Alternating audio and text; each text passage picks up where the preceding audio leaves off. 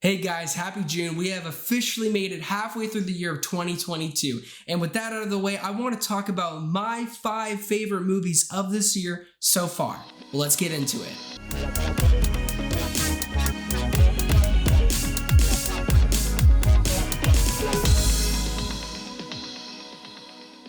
My name is Joseph Curtis and welcome to the channel. If you love movies just as much as me, you have come to the right place, my friend. Now do me a huge solid and click that like and subscribe button today. And if you want to follow me on the following social platforms, that would be amazing as well. Now with that out of the way, let's start with number 5, The Unbearable Weight of Massive Talent.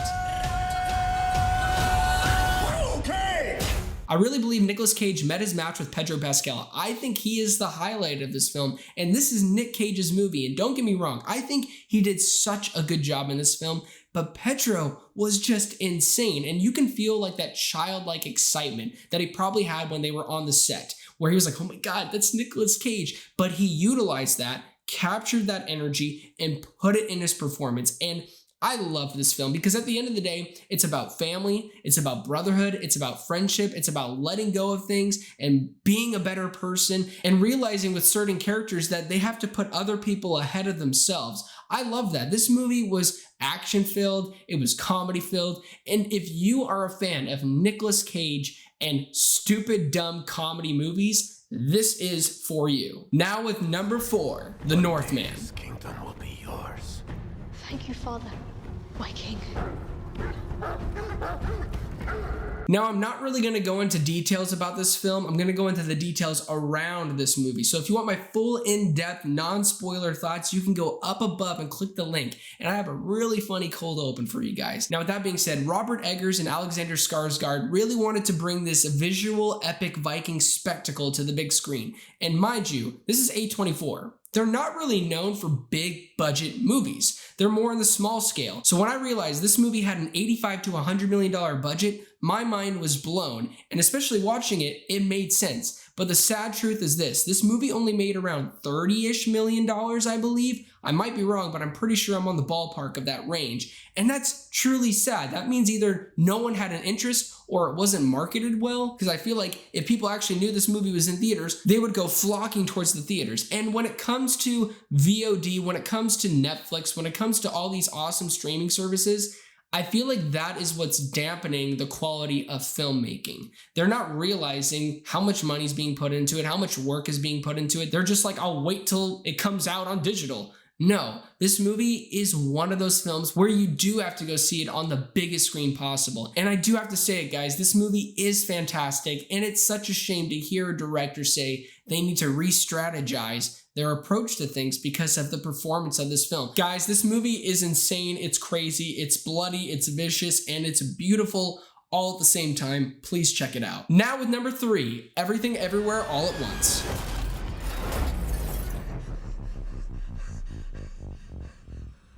Guys, when I say this movie is original, it's incredibly original. This is from the same studio, A24, that did The Northman, and the budget here blew my mind if we're going to talk about money. It was only like $25 to $30-ish million, and I believe it has made its budget, which is incredible, but this movie should be making $100 million.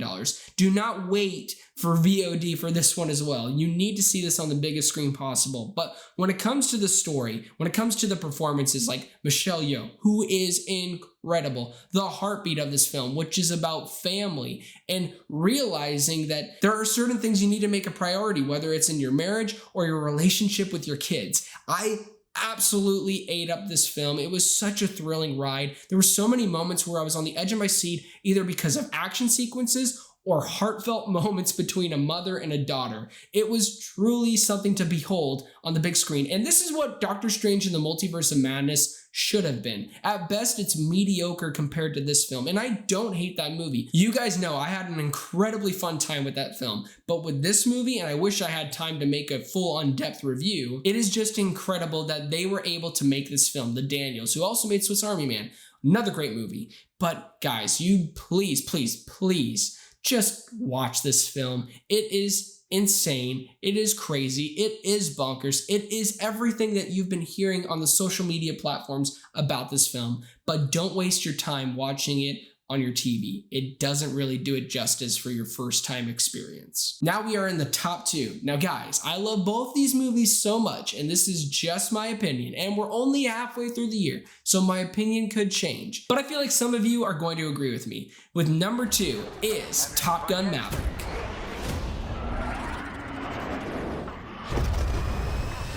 There is a reason why Tom Cruise kept on denying scripts over and over again until he got the right one. And there is also another reason why he wanted to wait for technology to catch up, kind of like in the same vein of how James Cameron knew Avatar wasn't ready for the time it was going to be made. He wanted to wait when technology could also catch up.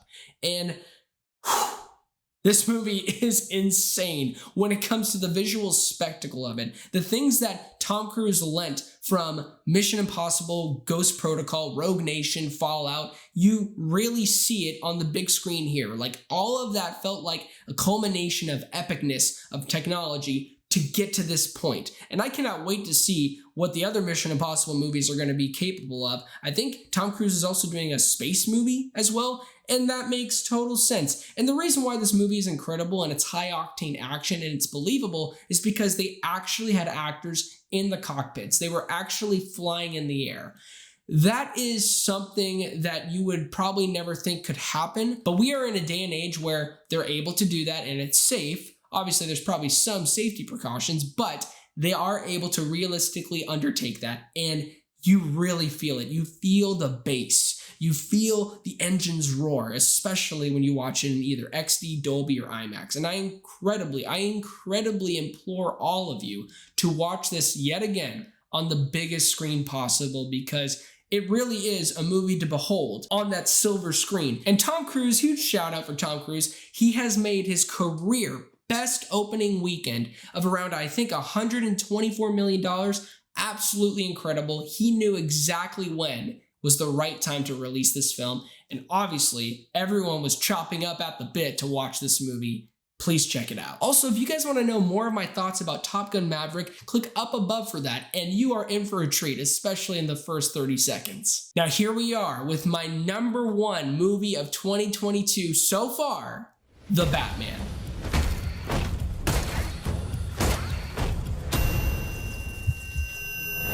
Directed by Matt Reeves, starring Robert Pattinson, this is the Batman that we've always come to know when it comes to the comic books, the detective comic books, DC. We have always envisioned Batman as somebody that is larger than life, this other figure that's from another world almost, and you really get that feeling in the first 5 minutes of this movie. That incredible opening sequence with the fantastic Michael Giacchino score in the background, with Robert Pattinson's vocals, you feel the rage in Bruce's voice when it comes to his mission, when it comes to vengeance. And you also realize some incredible things about this film is that it's not just about the action, it's about the story, the characters, and the performances, and most important, for me personally, most important is the quiet moments in this film. That is what makes this movie so unique for today's standard of what it means to be a superhero film, are those quiet moments, specifically with Batman and Riddler, when you realize that the inspiration of Riddler was the Batman, and how Batman realizes by the end of the film that he can no longer go by vengeance. That cannot be his message. He has to invoke hope for people, and I ate that up. And another quiet moment that I absolutely loved was between Alfred and Bruce, when Alfred is encouraging him that his parents were not these people, that he is not a bad person, and you just feel the impact of their relationship, even though they're few far in between, and I really wish Alfred was in it a lot more. You still get that impact of, goodness gracious, these two are the perfect match when it comes to that relationship of Alfred to Bruce to Alfred. You just are completely engrossed with all these performances as well, especially Paul Dano's, Zoe Kravitz, Colin Farrell. Guys, this movie is incredible. It's actually out now on physical, digital, and I believe it's on HBO Max. Please check it out. It is my favorite movie of the year so far. And I'm probably leaving out a lot of things that I truly loved about this movie. So if you want a more in-depth review, go up above and click my out of the theater reaction for this film. Now, thank you guys so much for watching this video. It really means a lot. Please don't forget to like and subscribe. And also don't forget to be blessed.